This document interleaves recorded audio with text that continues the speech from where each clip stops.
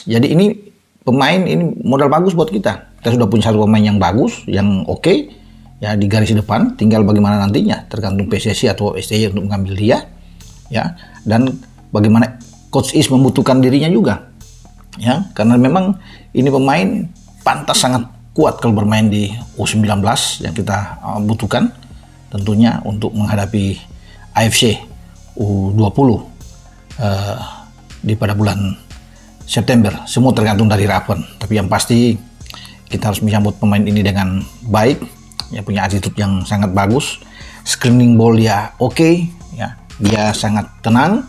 Dan yang paling penting adalah naluri dia. Gol sematawayang melawan Thailand itu diawali dari Kaviatur memberikan angkat bola dari set piece corner kick. Ada Kadek Ariel yang menyundul sambil terbang. Tapi di sana kita bisa melihat posisi dari Raven tepat sekali. Jadi anak ini pintar mencari posisi, itulah striker ya. Dia punya cara ya, feeling dia untuk bisa menempatkan bola, dan ketika bola datang ke dia langsung bisa mencetak gol. Sama dengan gol-gol sebelumnya yang dia ciptakan juga. Bahwa dia dalam posisi yang pas, posisi yang tepat untuk bisa mencetak gol. Karena gue nonton, gue nggak tahu. Cuman kalau kita lihat track recordnya, ya gue salut sama Indra Safri. Jujur aja, gue salut sama Indra Safri dengan U19 praktis nggak ada kompetisi usia muda. Setuju. Dan pemain-pemain yang main di klub nggak semua jadi pemain inti. Betul. Permainannya juga untuk gue nggak jelek kemarin. Cuman Thailand memang lebih bagus. Yeah. Hanya kita punya defense dan kiper yang oke. Yeah. Ya, ini kan turnamen. Untuk menang lu nggak perlu main bagus. Yes. Tapi lu cetak gol lebih banyak daripada lawan lu. Oke. Dan itu dilakukan oleh timnas. Dan ini keempat kali dia juara. Jadi bukan kebetulan. Kalau sekali mungkin kebetulan, ya kan? 2 kali oke, 50-50. Kalau udah keempat kali, ini bukan kebetulan. Ini sebuah sistem Indra Safri yang diterapkan di usia kelompok. Caranya gimana gue nggak tahu. Dan gue nggak mau tahu, nggak penting juga. Yang penting dia perform. Nah sekarang tinggal tantangannya, bisa nggak lu bawa? Tapi kalau gue lihat di grup kualifikasi Piala Asia itu ada Yaman, Timor Leste, Maladewa. Harusnya bisa. Apalagi main di Jakarta ya. Main di Jakarta harusnya bisa. Dan gue sih cukup yakin kita 95% lolos lah. Oke?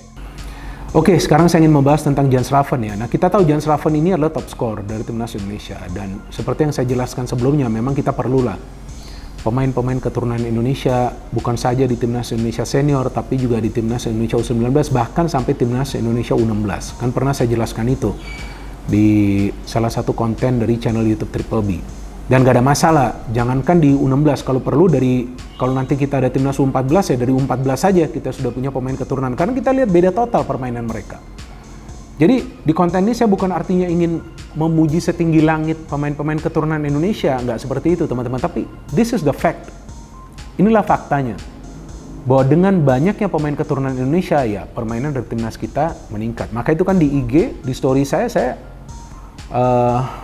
ada buat pertanyaan kan, kira-kira tanpa Jans Raven bisa gak kita juara? Belum tentu kita juara. Bukan karena dia bisa mencetak gol, ya, tapi karena memang pergerakan dari pemain ini sangat eksplosif, sulit sekali dibaca oleh para pemain tim lawan. Walaupun dia juga beberapa kali melakukan kesalahan, ya kan? Ada juga kesalahan yang dilakukan dalam mengontrol bola, dalam memberikan passing, ya. Tapi gak masalah karena sama seperti rekan kakak, dia juga usianya masih muda. Memang dia sedikit lebih tua daripada rekan kakak kan, usianya 18 tahun, tapi rekan kakak kan 16 tahun. Gak masalah, ini memang adalah fase dalam karir mereka di mana mereka akan banyak membuat kesalahan. Tapi yang saya harapkan, ya dari kesalahan-kesalahan ini mereka bisa belajar, bisa menjadi pemain yang lebih baik lagi. Dan memang terbukti dia cukup berpengaruh di tim ini. Gue gak kebayang kalau misalkan di depan kita gak ada si Jans Raven ini, agak sedikit kesulitan untuk timnas Indonesia. Mungkin total kalau nggak salah 4 gol dicetak sama dia, ini bukan sedikit, ini banyak. Bahkan top skornya pun yang dari Australia itu cuma 5 gol. Dia kalau misalkan dia bisa nyetak 2 gol lagi, dia bisa menjadi top skor gitu. Ini satu pemain ini menjadi catatan khusus buat gue suka banget sama dia. Dari karakternya, dari attitude-nya, dari daya juangnya, dari kecintaannya, ini orang sempurna banget gitu. Mudah-mudahan semakin dia dewasa, semakin dia berkembang skillnya, dan semakin dia lebih bagus lagi. Karena ini orang diproyeksikan untuk ke timnas senior. Oke, sampailah akhirnya di menit berapa? Di menit kalau nggak salah 57 atau berapa, itu si Welber cedera, harus diganti, Figo yang masuk, walaupun Figo juga nggak jomplang banget, dia juga bagus banget Figo mainnya di situ. Tapi ketika si Jens yang keluar karena cedera lehernya, gue ngeliat di gesturnya kayak megang-megang tangan leher gitu. Nah itu di situ dimulainya goyangnya permainan timnas Indonesia. Gue ngelihat udah nggak ada lagi passing pendek. Gue nggak ngelihat lagi udah ada main dari crossing. Ada sama sekali udah nggak ada. Malah pemain-pemain timnas Indonesia itu yang lari-larian, yang gocek-gocek, yang dribbling gak jelas. Dia kayak balik ke setelan pabrik gitu. Dan sebelum lebih lanjut, jangan lupa tekan tombol jempolnya sebagai tanda bahwa kalian cinta timnas Indonesia.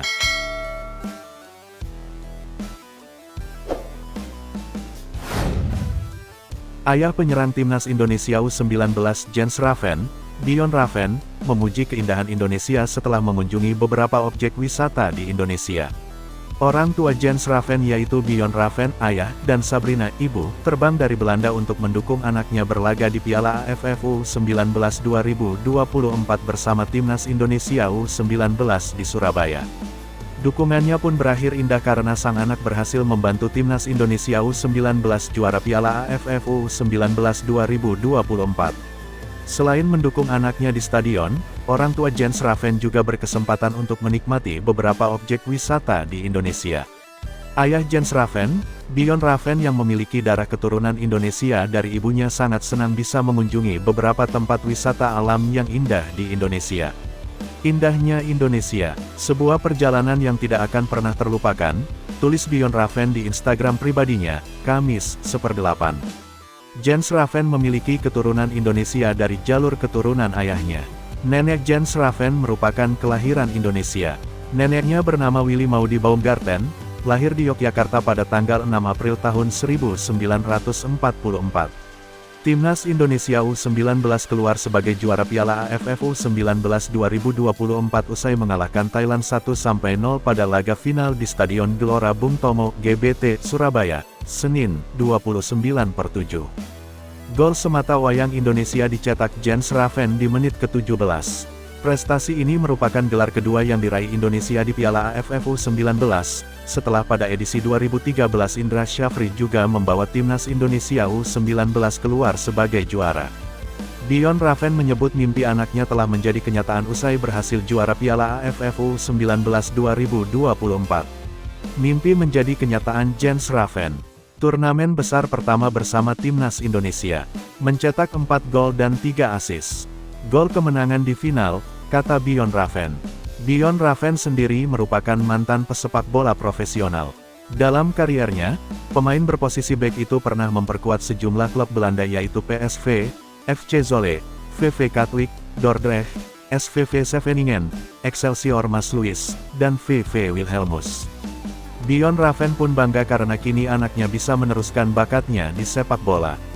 Sementara Jens Raven sukses tampil cemerlang sebagai penyerang timnas Indonesia U19 di Piala AFF U19 2024.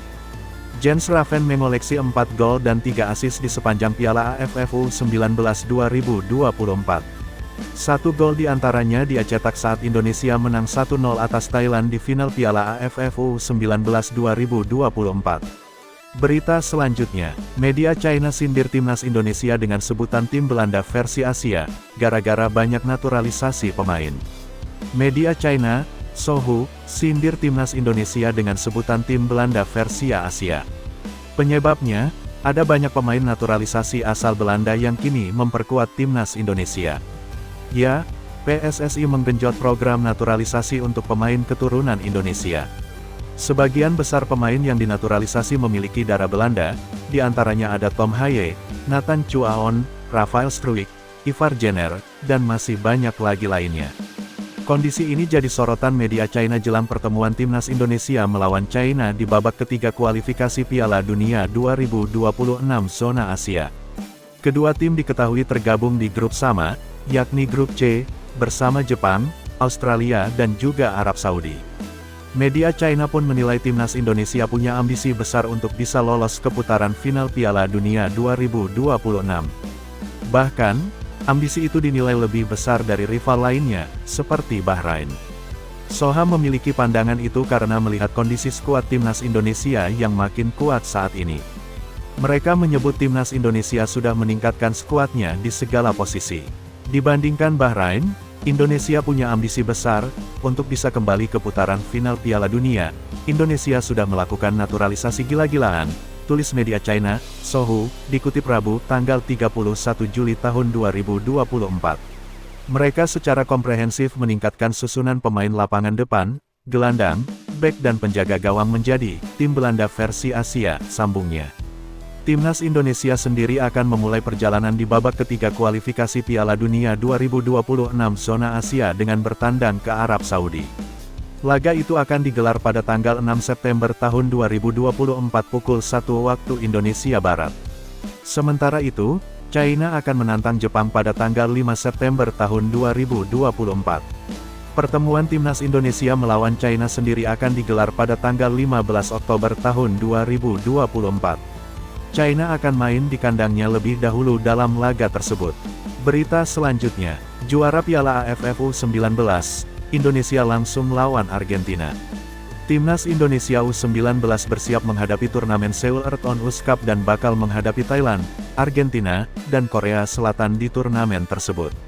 Turnamen Seoul Earthon US Cup bakal digelar di Seoul Mokdong Stadium, Korea Selatan pada tanggal 28 Agustus hingga tanggal 1 September mendatang.